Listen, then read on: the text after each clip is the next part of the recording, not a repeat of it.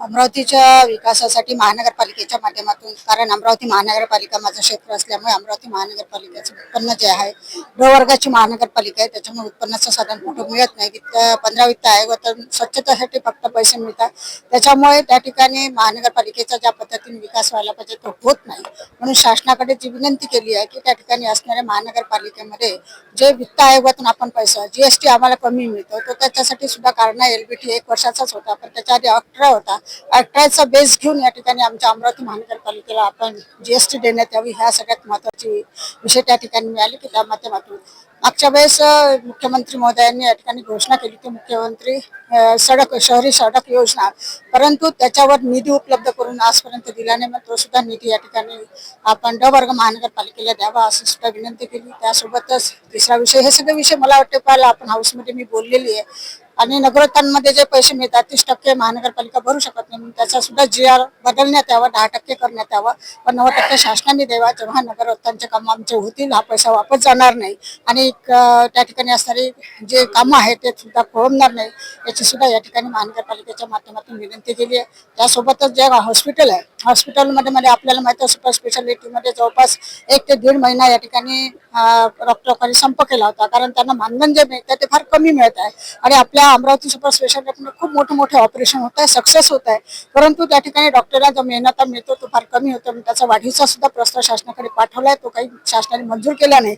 परंतु मागच्या वेळेस जे काही 15 कोटी होते त्यातले 7.5 कोटी शासनाने दिलेले आहे. येणाऱ्या मार्चमध्ये जे काही 15 कोटी या वर्षीचे आहे ते निश्चितच 7.5 कोटी आलेले आहेत, ते येणाऱ्या मार्चमध्ये निश्चितच आणण्याचा प्रयत्न करेल. त्यासोबतच आज जवळपास 5व्या नंबरचा प्रश्न होता सुपर स्पेशालिटीसाठी 1200 ते 23 कोटी, या ठिकाणी नाशिक आणि अमरावतीसाठी 1223 कोटी आलेले आहे.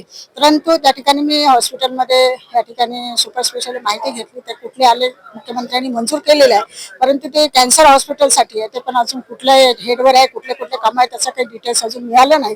परंतु त्या ठिकाणी मी मागणी करणार होती की सुपर स्पेशालिटी कॅन्सर हॉस्पिटल आहे, तिथे या किमोथेरपी नाही आहे, त्याच्यामुळे त्या तिथे लोकांना किमोथेरपीसाठी ते किमोथेरपीचं सेंटर चालू करावं. त्यासोबत जे ICU सेंटर आहे ते फक्त 7 आहे, त्याच्याऐवजी या ठिकाणी कमीत कमी 20 ICU सेंटर शासनाने द्यावा. या संदर्भात मी या ठिकाणी मंत्री महोदयांना पत्र दिलं आहे की ICU वाढवण्याची गरज आहे कॅन्सर हॉस्पिटलसाठी. आणि त्यासोबतच असणारे जे काही पेशंट असतात कॅन्सर हॉस्पिटलमध्ये, जेव्हा पेशंटचं ऑपरेशन होते तेव्हा त्यांना आठवड्यातून 2 वेळा किमोथेरपी करावं लागते, पण त्यांना राहण्याचं ठिकाण नाही आहे, म्हणून 100 बेडचं त्या ठिकाणी युनिट द्यावं, जेणेकरून जे पेशंट येतील त्यांचे नातेवाईक येतील त्या ठिकाणी राहण्यासाठी त्यांची व्यवस्था होईल, म्हणजे जेणेकरून कॅन्सर पेशंटला सुद्धा त्या ठिकाणी आपण रिलीफ देऊ. अशा माध्यमातून त्या ठिकाणी शासनाला मी मागणी केली.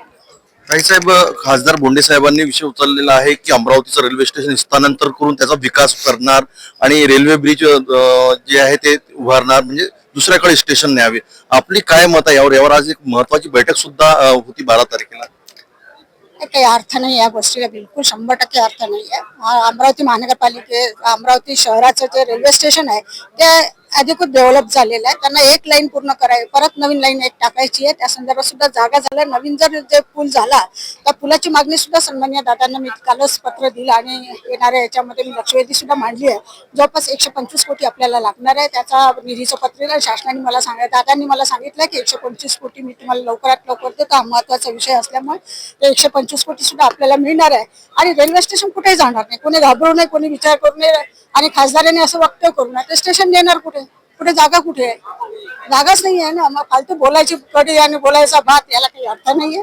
अमरावती महानगरपालिका असणारे शहरातले लोक सुशिक्षित आहेत, त्यांना सगळं समजते, परंतु आता हे राजकारणीय बोलणं आहे, त्याच्यामुळे अमरावती स्टेशन कुठेही जाणार नाही, अमरावतीतच राहील आणि अमरावतीच्या रेल्वे स्टेशनचा विकास निश्चितच झाल्याशिवाय राहणार नाही.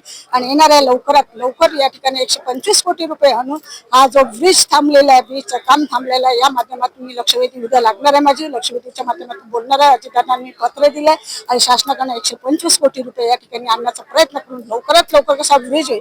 सामान्य लोकांना या ठिकाणी ज्या आपला एरिया बघितला तर संपूर्ण शहर इकडे येतं आणि मार्केट त्या ठिकाणी येतं. नाही, लाईट वेट काही चालत नाही या सध्या, तो आपण परमनंट करणार आहे, चांगला करणार आहे. फक्त तो मधला ब्रिज आहे तोच क्रॅक झाला, बाकी तो साईड आपलं चांगले आहे, त्याच्यामुळे त्याच्यावर काय नाही. तर ती मधला ब्रिज आहे त्याच्यावर सार्वजनिक बांधकाम विभागाने त्याचं